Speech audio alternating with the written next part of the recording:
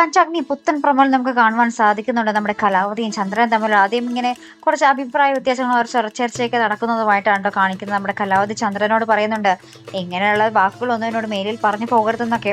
അതിനുശേഷം നമ്മുടെ കലാവതിയുടെ ആ ഒരു തീരുമാനപ്രകാരം, ആ ഒരു ആജ്ഞ പ്രകാരം നമ്മുടെ ശ്യാമലയുടെ ഭർത്താവ് നമ്മുടെ പഞ്ചരത്നത്തിലേക്ക് ചെല്ലുകയും നമ്മുടെ അഖിലയെ ശല്യപ്പെടുത്താൻ ശ്രമിക്കുന്നുണ്ട് കേട്ടോ. അവിടെ നിന്നും നമ്മുടെ ശ്യാമളയെ അവിടെ നിന്നും ഇറക്കുക എന്നുള്ളൊരു ലക്ഷ്യം മാത്രമേ അയാൾക്കുള്ളൂ.